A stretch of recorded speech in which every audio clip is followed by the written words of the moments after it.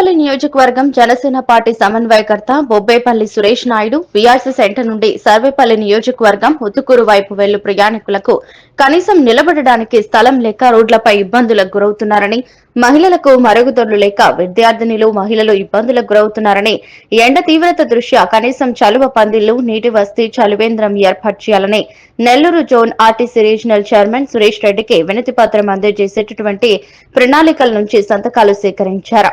కార్యక్రమంలో శ్రీహరి, షేక్ రహీం, మహేష్, జన సైనికులు పాల్గొన్నారు.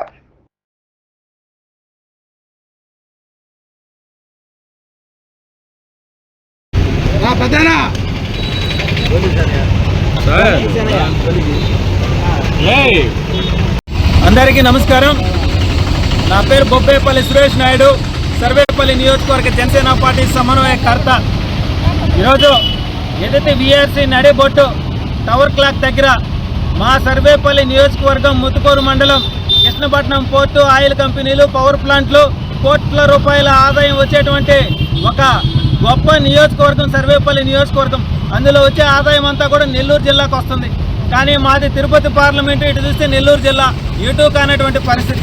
అయితే ముత్తుకూరు మండలానికి విదేశాల నుంచి కావచ్చు, ఇతర రాష్ట్రాల నుంచి కావచ్చు, ఉద్యోగాల నిమిత్తం పోర్టులో పనిచేసే వాళ్ళు, పవర్ ప్లాంట్లో పనిచేసే వాళ్ళు అధికంగా రాకపోకలు జరిగేటువంటి పరిస్థితి.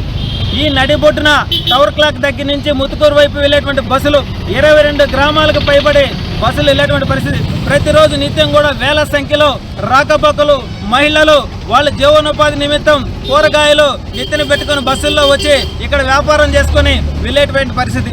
వాళ్ళందరూ కూడా బస్సుల కోసం ఆగాలంటే ఈ టవర్ క్లాక్ దగ్గర ఎర్రటి ఎండలో ఎండాలా, వానలో తడవాలా, కనీసం వసతి లేనటువంటి పరిస్థితి. వృద్ధులు కావచ్చు, సన్నపరెడ్డి సురేష్ రెడ్డి గారికి ఒక అర్జీని కూడా రెడీ చేశాం. ఎందుకంటే మా సర్వేపల్లి నియోజకవర్గం మీద ఎవరు కూడా చిన్న చూపు చూడబాకండి. పారిశ్రామికంగా, ఆర్థికంగా అభివృద్ధి చెందుతున్నటువంటి నియోజకవర్గంలో ముత్తుకూరు మండలం బలమైన మండలం కాబట్టి ఎంతో మంది రాకపోకలు జరిగేటువంటి పరిస్థితి. కనీసం మహిళలు బాత్రూమ్ పోవాలన్నా కానీ ఈ వీఆర్సీ సెంటర్ కాడ వసతి లేనటువంటి పరిస్థితి.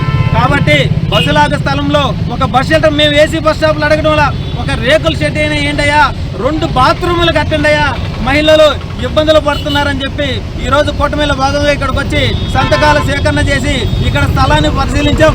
ఈ విషయాన్ని ప్రభుత్వ యంత్రాంగానికి తెలియజేస్తాం.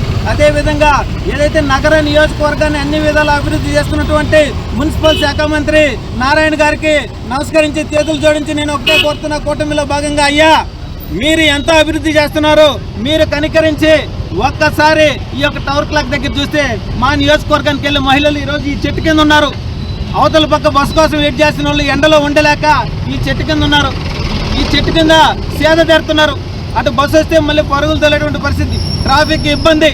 కాబట్టి మీరు కనికరించి, మీరు దయతలిచి మా నియోజకవర్గమైనటువంటి ముత్తుకూరు మండలానికి వెళ్ళే ప్రయాణికుల కోసం అక్కడ వసతిని ఏర్పాటు చేయండి.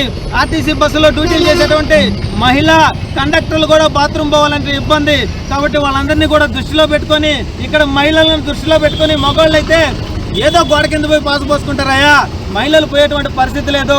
కాబట్టి దయచేసి మీకు పాదాభివందనం చేస్తామయ్యా, మా మీద కరుణించయ్యా, మా మహిళల మీద కరుణించయ్యా, ఇక్కడ బస్ షెల్టర్ ఏర్పాటు చేయండి అయ్యా అని చెప్పి మనస్ఫూర్తిగా కోరుతున్నానయ్యా. నా కాడ శక్తి లేదు కాబట్టి, నా దగ్గర శక్తే ఉంటే నేనే ఏదొక తాటాకులు పందిరైన వేసేవాడిని. కాబట్టి దయచేసి గుర్తుపెట్టుకొని గమనించి ఈ యొక్క అవకాశాన్ని వినియోగించే విధంగా మా మహిళలకి, ప్రయాణికులకి వసతిని కల్పించాలని చెప్పి మనస్ఫూర్తిగా కోరుతున్నా ఈరోజు.